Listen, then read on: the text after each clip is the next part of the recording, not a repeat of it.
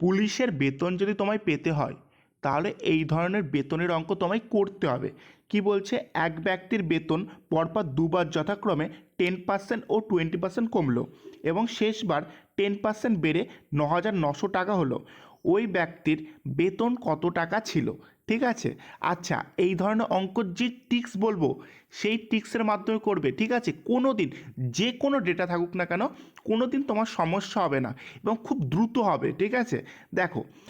আচ্ছা, প্রথমে যে পার্সেন্টেজগুলো আছে সেইগুলোকে প্রথমে ভগ্নাংশে আনতে হবে। এবার ভগ্নাংশে নিয়ে আসার উপায় কি, যেমন 10% আছে, তাহলে পার্সেন্ট থেকে ভগ্নাংশে আসতে গেলে 100 দিয়ে ভাগ করতে হয়। তাহলে 10/100 করতাম, তাহলে 10/100 করলে কি হবে, 1/10 হবে। সেম টু সেম 20% মানে কি 20/100 করতে হতো, তাহলে সেক্ষেত্রে 20%-এর ভ্যালু কত হতো, 1/5 হতো। ঠিক আছে, ক্লিয়ার কাটাকুটি করার পরে। তাহলে এবার কি বলছে দেখো, ওই ব্যক্তির বেতন প্রথমে 10% কমলো।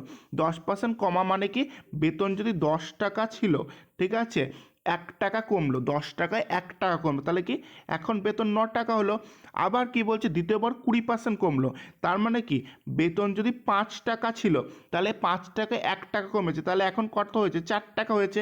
আবার লাস্টে কি বলছে, আবার 10% বেড়ে যায়। ঠিক আছে, তাহলে 10% মানে কি 10 টাকা যদি কারো বেতন হয়, ঠিক আছে, 1 টাকা বেড়ে গেল, তাহলে কত হবে, 11 টাকা হলো। এবার তাহলে কি করতে হবে, এই তিনটে গুণ করতে হবে। এই তিনটে তুমি যদি গুণ করো কত হবে বলো তো, 500। ঠিক আছে, আবার যদি এই তিনটে গুণ করো তাহলে হবে কত, 396।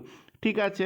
আচ্ছা, এবার তুমি ভালো করে দেখো, তাহলে 500 টাকা বেতন ছিল, হলো কত, 396। আর এই 396-এর মানই বলে দেওয়া আছে কত, দেখো এখানে বলেছে 9,900।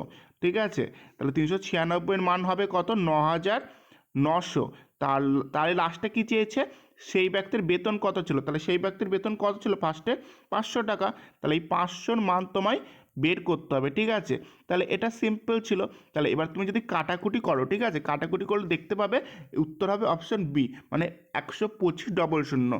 ঠিক আছে, যদি ভিডিওটা বুঝতে পারো তাহলে অবশ্যই চ্যানেলটা সাবস্ক্রাইব করে দাও।